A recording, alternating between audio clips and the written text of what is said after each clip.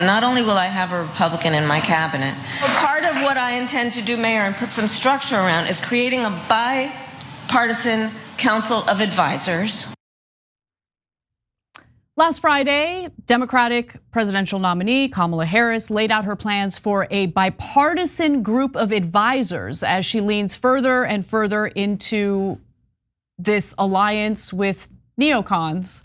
Now, we're gonna show you more of that video in just a moment, but first, let's actually rewind a little bit to what happened last week when Harris stated that one of the things that she plans to do differently than Joe Biden is have a Republican in her cabinet.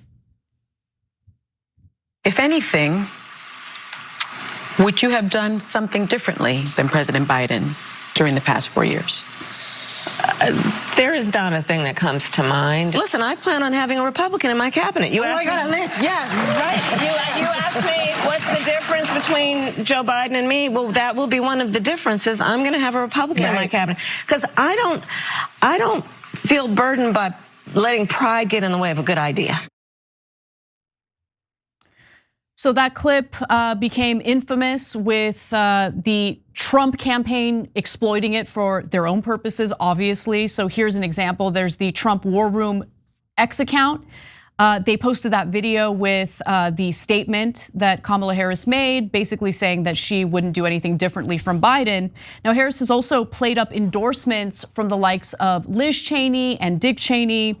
Here's how she reacted when they first endorsed her.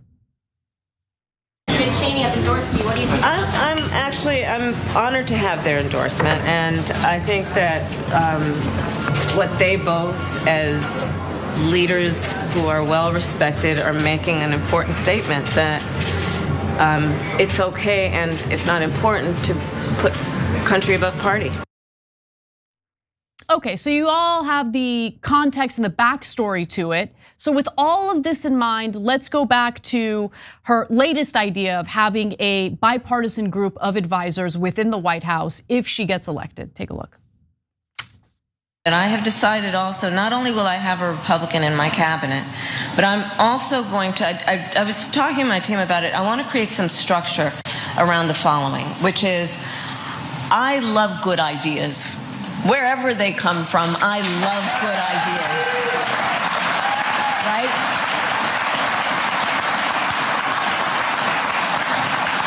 And so part of what I intend to do, Mayor, and put some structure around is creating a bipartisan council of advisors who can then give feedback on policy as we go forward. Because here's the thing I also understand and feel strongly about.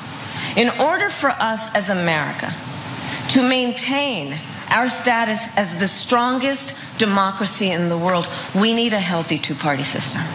We have to have a healthy two-party system. We have to. It's in the best interest of all of us.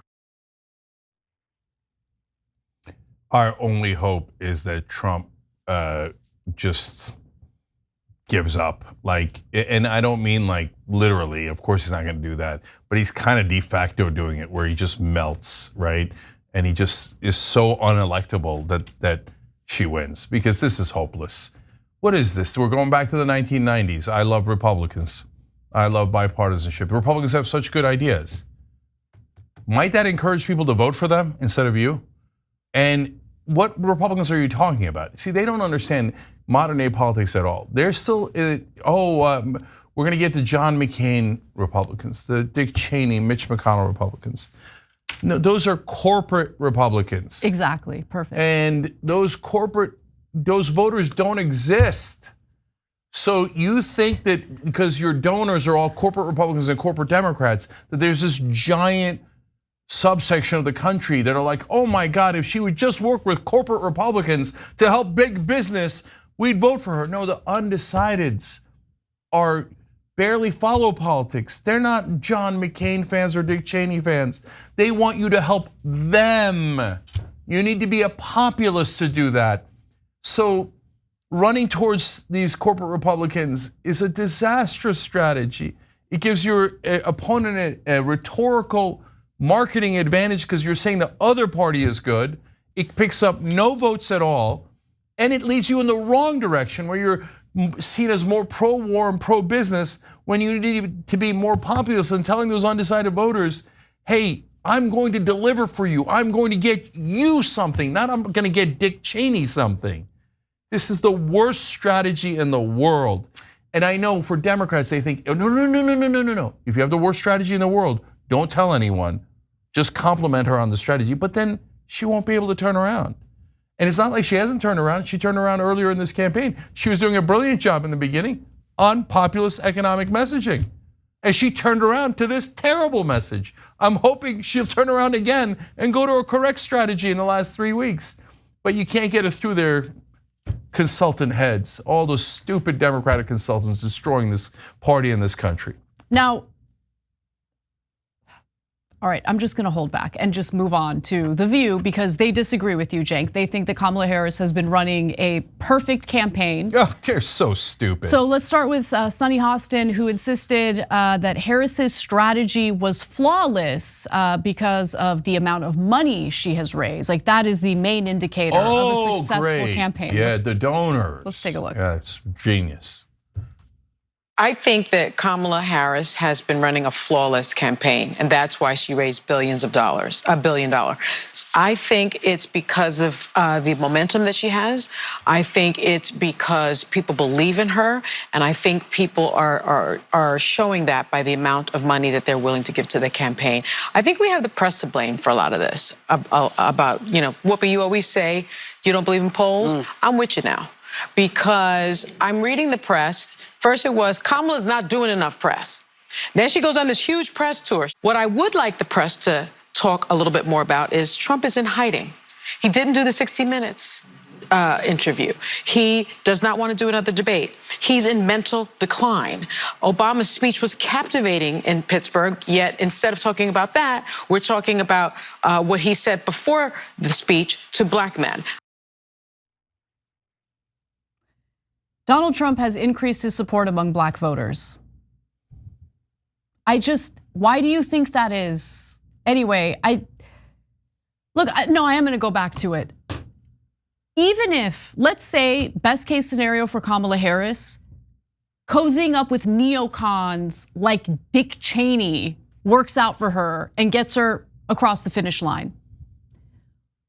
I need Democratic voters to please just explain to me, why is it that you guys really want the Democrat to win if the Democrat is willing to open her administration up to neocons who do not possess the same values as us, right?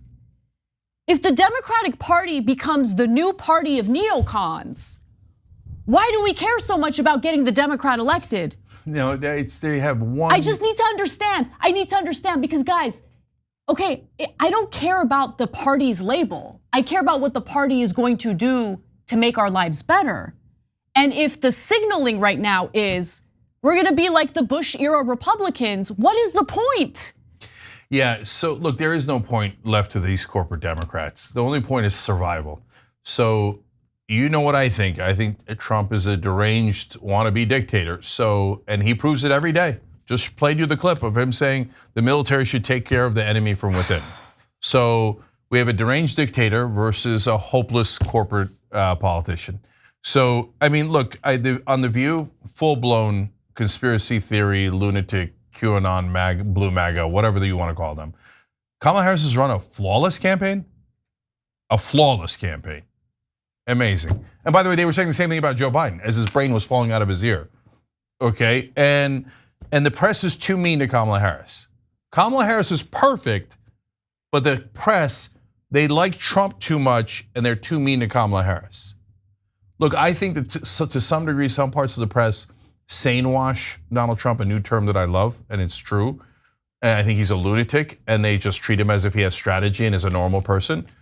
But thinking that they're too mean to Kamala Harris, that's cuckoo for Cocoa Puffs. I mean, all right. All right. So let's go to Sarah Haynes and Elisa Farah Griffin, who rightfully bring up the fact that Harris does need to do a better job differentiating herself from Joe Biden, which ends up drawing some negative attention from another lady on The View, Whoopi Goldberg. Let's take a look.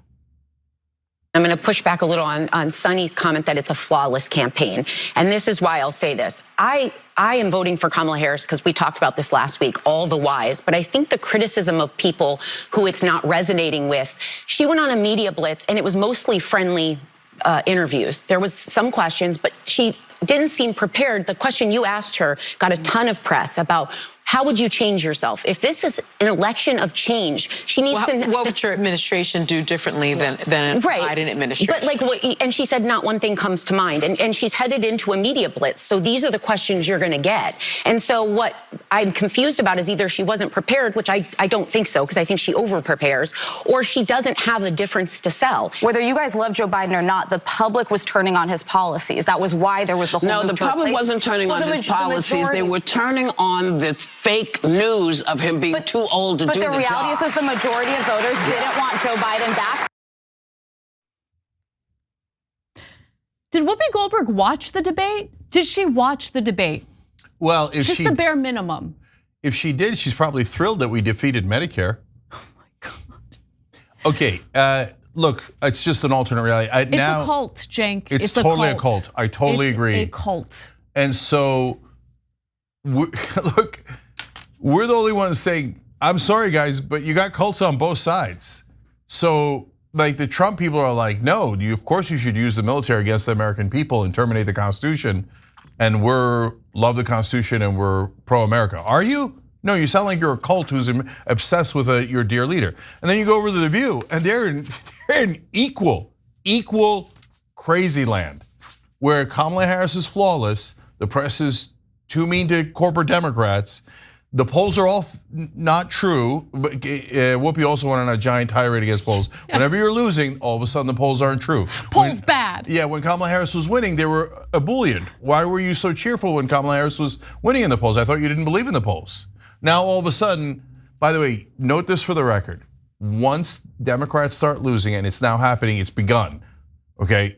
They will say they don't believe in polls, and the problem is that the American people are too racist and sexist. Of course, okay, Joy Reid already started, and it's going to keep, for the next 21 days, you all will be accused of a lot of racism and sexism, okay? God forbid Democrats should ever deliver for you.